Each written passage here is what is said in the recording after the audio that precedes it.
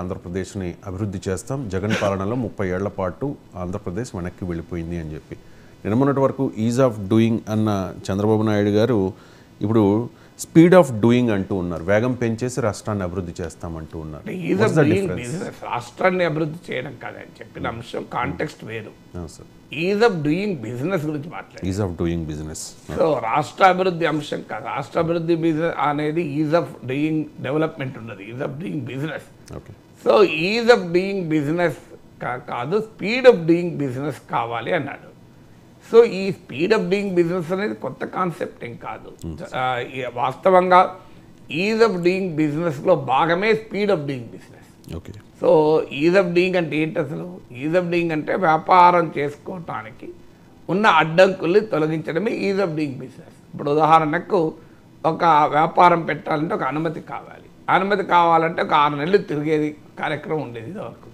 So ఇప్పుడు ఆగమేఘాల మీద అనుమతులు, ఆటోమేటిక్ క్లియరెన్స్లు, ఆన్లైన్లో అప్లై చేస్తే అనుమతులు. అలాగే ఒక కంపెనీ తనకు కావాల్సింది ఇంపోర్ట్ చేసుకుంటే ఆ ఇంపోర్ట్ పాయింట్ దగ్గర క్లియరెన్స్ ఎంత వేగంగా క్లియరెన్స్ అవుతుంది. ఒక విమానాశ్రయానికి వెళితే అక్కడ మనకు ఎంత వేగంగా ట్రాన్సాక్షన్ అవుతుంది.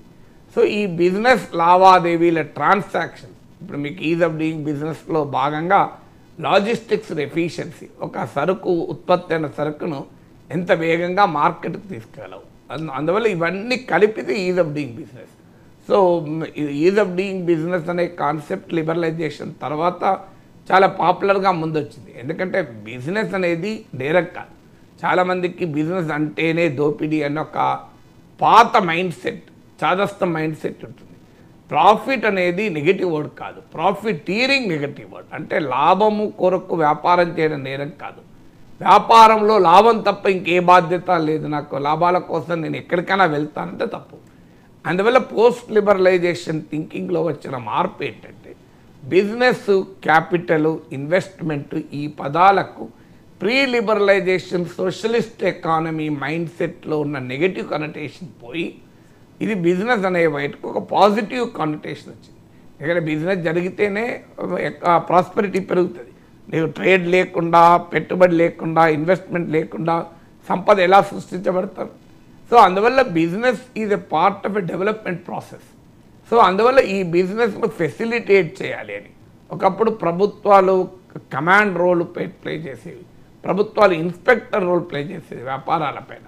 ఇప్పుడు ప్రభుత్వం ఫెసిలిటేటర్ రోల్ ప్లే చేస్తుంది. అంటే వ్యాపార సంస్థలు వచ్చి వ్యాపారం చేస్తేనే రాష్ట్రం అభివృద్ధి అవుతుంది, దేశం అభివృద్ధి అవుతుంది. అందువల్ల ఈజ్ ఆఫ్ డూయింగ్ బిజినెస్ అంటేనే స్పీడ్ ఆఫ్ డూయింగ్ బిజినెస్. లేకుంటే ఈజ్ ఆఫ్ డూయింగ్ బిజినెస్లో వేరే ఏమీ లేదు.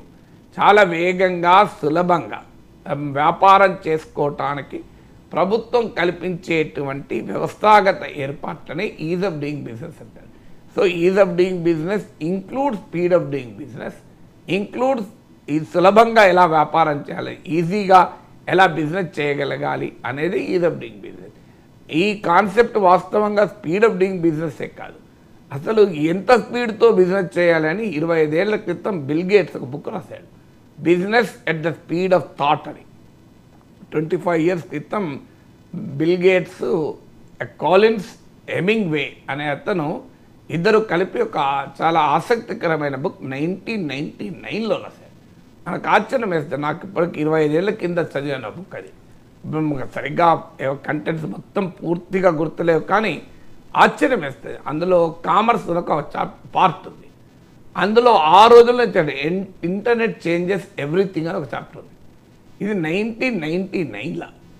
ఇవాళ మీరు ఆలోచించండి, internet change everything or not. ఒకప్పుడు మనము హోటల్కి వెళ్ళి భోజనం చేయాలి, ఇవాళ ఇంటర్నెట్ పుణ్యమాని స్విగ్గీలో, జొమాటోలో మనం తెచ్చుకుంటున్నాం. ఒకప్పుడు ఒక సరుకులు కొనాలంటే షాప్కి వెళ్ళి 1 గంట 2 గంటలు పట్టేది, లేదా వీధి పక్కన షాప్లో కొనాలన్నా 20 నిమిషాలు పట్టేది. ఇవాళ ఇంటర్నెట్తో, జెప్టోతో, మీకు బ్లింకెట్లతో, క్విక్ కామర్స్తో వితిన్ ఆర్డర్ ఇచ్చిన 5 నిమిషాలు 10 నిమిషాల్లో ఇంటికి వస్తుంది. సో ఒకప్పుడు సినిమా థియేటర్కి వెళ్ళే సినిమా చూడాలి, ఇవాళ ఇంటర్నెట్ పుణ్యమా అని చెప్పి ఇంట్లో కూర్చొని నెట్ఫ్లిక్స్లో, అమెజాన్ ప్రైమ్లో, హాట్స్టార్లో చూడగలుగుతున్నాం. సో ఆశ్చర్యం వేస్తుంది. 25 ఇయర్స్ క్రితం bill gates internet changes everything అని కామర్స్ అనే పార్ట్లో రాశారు, business at the speed of thought అనే బుక్లో. 1996లో మన దేశంలో ఇంటర్నెట్ వచ్చింది. నాకు గుర్తు ఇంటర్నెట్ వచ్చింది ఫస్ట్ మంత్ నేను ఎనాలిసిస్ అనే మ్యాగజైన్ అప్పుడు స్టార్ట్ చేశాను.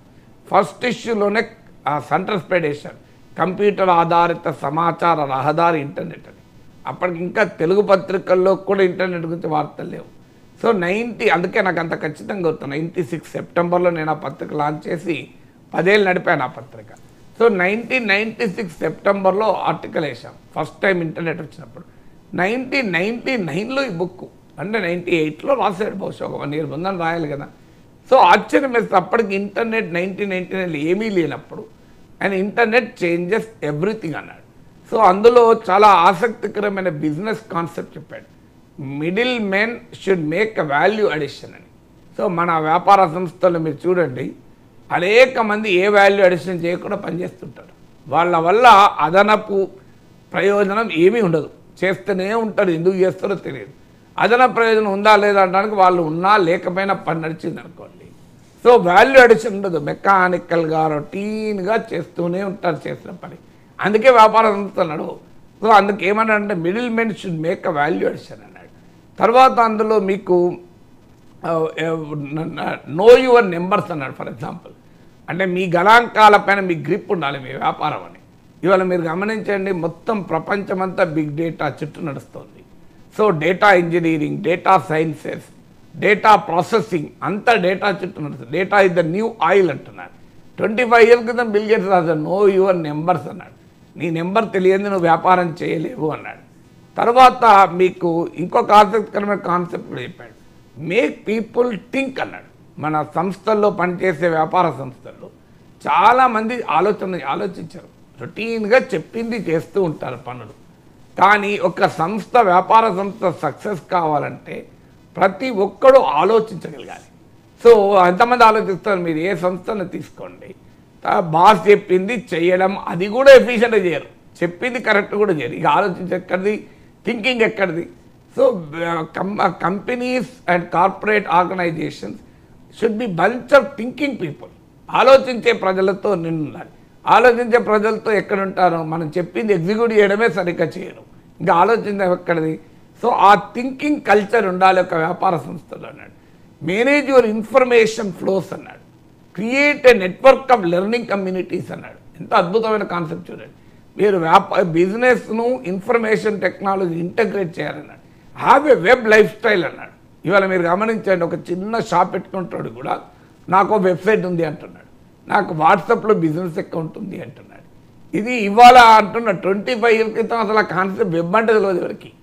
Have a web life style అన్నాడు. ఒక బిజినెస్ సంస్థకు వెబ్ లైఫ్ స్టైల్ ఉండాలి అన్నాడు. ఇవాళ ఉందా లేదా మీరు గమనించండి. ఆర్డినరీ షాప్ కూడా వెబ్సైట్ ఉంటుంది, డైనమిక్కో స్టాటిక్కో ఏదో ఒక వెబ్సైట్ అయితే ఉంటుంది. సో ప్రతి ఒక్కరికి ఒక వాట్సాప్ బిజినెస్ అకౌంట్ ఉంటుంది. చిన్న వీకెండ్ చిన్న షాప్లో కూడా బిజినెస్ అకౌంట్లు ఉంటాయి. సో అందువల్ల have a web life style అన్నాడు. సో ఇన్ఫర్మేషన్ టెక్నాలజీని బిజినెస్ని ఇంటగ్రేట్ చేయడం ద్వారా అద్భుతాలు చేయొచ్చు అని ఆ బుక్లో రాశాడు. బిజినెస్ హ్యావ్ నో బార్డర్స్ అన్నాడు. వ్యాపారాలకు సరిహద్దులు ఉండవు అని చెరిపేయండి అన్నాడు. ఇవాళ అవునా కాదా మీరు చూడండి, ఇవాళ మన వ్యాపారం అనేది ప్రపంచవ్యాప్తమైందా లేదా? మీరు ఇక్కడ కూర్చొని వరల్డ్లో ఎక్కడికైనా నువ్వు సప్లై చేయొచ్చు. అమెరికాలో బుక్ చేస్తే ఒక బొకే, ఒక పూల, మా అమ్మ 80వ జన్మదినం జరిపాం. ఎక్కడ మా అన్నయ్య డాలాస్లో ఉన్నాడు, అక్కడ ఆయన ఒక పుష్పగుచ్చాన్ని బుక్ చేస్తే ఇక్కడ మా ఇంటికి వచ్చి మా అమ్మకి ఇచ్చిపోయారు. ఇక్కడ బిజినెస్కి ఏమైనా బార్డర్స్ ఉన్నాయా? కస్టమర్ ఎక్కడున్నాడు, బుక్ చేసిన కస్టమర్ 1000 కిలోమీటర్ల దూరంలో అమెరికా ఉన్నాడు. కస్టమర్ రిసీవ్ చేసుకునే వారు ఎవరున్నారు, హైదరాబాద్లో ఉన్నారు.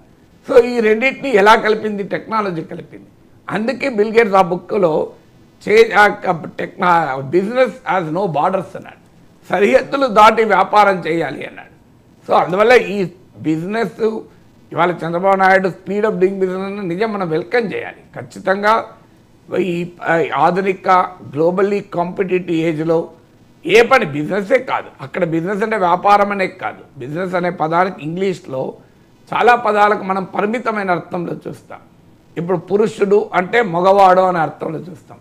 కానీ మీకు పౌరాణిక ఆధ్యాత్మిక పరిజ్ఞానంలో పురుషుడు అంటే మానవుడు అని, పురుష ప్రయత్నం అంటే అర్థం, పురుషార్థం అంటే అర్థం పురుషుడని కాదు, అక్కడ మనిషి.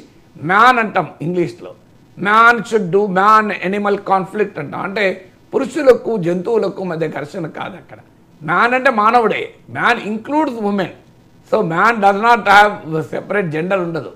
సో అందువల్ల బిజినెస్ అంటే అక్కడ అర్థం వ్యాపారం అనే కాదు. ప్రభుత్వం తన రోజువారీ వ్యవహారాలకు it's also part of the business. So what business అనే దానికి లాభ నష్టాలతో కూడిన వ్యాపారం అన్న పరిమిత మీనింగ్లో చూడాల్సిన అవసరం లేదు. అందువల్ల గవర్నమెంట్ టచ్ యువర్ కస్టమర్ అన్నాడు ఈ పుస్తకంలో. అలాగే government should go to the people అన్నాడు. ఇది 99లో అన్నాడు. నిజంగా అప్పుడు ఆ రోజుల్లో మీకు గుర్తుండే ఉంటుంది, చంద్రబాబు నాయుడు ఈ సేవా కేంద్రాలు పెట్టిన సమయం అది. అదొక అద్భుతమైన ఇన్నోవేషన్ కదా. అందుకే ఇప్పటికీ చంద్రబాబు నాయుడుకి ఇన్ఫర్మేషన్ టెక్నాలజీ విషయంలో అంత పేరు ప్రఖ్యాతులు ఉండడానికి కారణం టెక్నాలజీని ఉపయోగించి ప్రభుత్వాన్ని ప్రజల వద్దకు తీసుకెళ్లే ఒక ప్రయత్నం అప్పుడు జరిగింది. సో అందువల్ల ఖచ్చితంగా స్పీడ్ ఆఫ్ డూయింగ్ బిజినెస్ అవసరం. బిల్ గేట్ చెప్పేది ఆ స్పీడ్ ఎంత ఉండాలి కూడా చెప్పాడు. స్పీడ్ ఆ business at the speed of thought అన్నాడు. ఆలోచనల వేగంతో వ్యాపారం చేయండి అన్నాడు. ఇది చేయగలిగేది పాసిబిలిటీ ఏంటంటే ఇన్ఫర్మేషన్ టెక్నాలజీ, ఇన్ఫర్మేషన్ నెట్వర్క్ని బిజినెస్ని ఇంటగ్రేట్ చేయాలన్నాడు. ఇవాళ మీరు గమనించండి, మనకు ఒక ఇంట్లో చీరల వ్యాపారం చేసుకునే సాధారణ గృహిణి కూడా ఏం చేస్తుంది, తన కస్టమర్లతో వాట్సాప్ గ్రూప్ ఫామ్ చేస్తుంది. ఆ బిల్ గేట్స్ 25 ఏళ్ల కింద రాశాడు ఇన్ఫర్మేషన్ నెట్వర్క్స్ ఉండాలి అన్నాడు. మీకు నెట్వర్కింగ్ వల్ల అవుతుంది అన్నాడు. ఇవాళ వ్యాపారం అంతే కదండి. మీకు ఇవాళ మా కమ్యూనిటీలో మాకు దోశ ఇడ్లీ పిండి కూడా ఒక నెట్వర్క్ ఉంటుంది. కొత్తగా ఏదైనా పిండి రుబ్బడంతో అందులో పెడతారు. ఇంకో tomorrow appam, day after tomorrow uttapam, రేపు ఇడ్లీ అని అవసరం ఉన్న వాళ్ళు అలా ఆర్డర్ చేస్తారు. So this is the networking. The power of networking ఎంత ఎఫెక్టివ్గా పనిచేస్తుందో చూడండి. అందువల్ల నాకు 25 years క్రితం చదివిన పుస్తకం. సో ఈ స్పీడ్ ఆఫ్ డూయింగ్ బిజినెస్ అని వార్త చూసినప్పుడు ఐ ఫెల్ట్ హ్యాపీ. కరెక్ట్, అది చంద్రబాబు నాయుడు చెప్పింది నిజం. ఈజ్ ఆఫ్ డూయింగ్ బిజినెస్లో భాగమే speed of doing business. But దాన్ని ఎంఫసైజ్ చేసి చెప్పాడు, స్పీడ్ ఆఫ్ డూయింగ్ బిజినెస్సే కాదు, స్పీడ్ ఆఫ్ డూయింగ్ ఎవ్రీథింగ్ ఉండాలి. అయితే అక్యురసీ ఉండాలి, అలాగే ఎఫిషియన్సీ ఉండాలి, ఎథిక్స్ ఉండాలి. ఆ మూడు కలిపినప్పుడే ఆ స్పీడ్కి ఉపయోగం ఉంటుంది. స్పీడ్ పేరిట వార్త తప్పుడు వార్త రాస్తే ఆ స్పీడ్ కాదు. సరైన వార్త రాయాలి, స్పీడ్తో రాయాలి. సో అందువల్ల దేశము ఆధునిక ఎకానమీలో అభివృద్ధి కావాలంటే స్పీడ్ ఆఫ్ డూయింగ్ బిజినెస్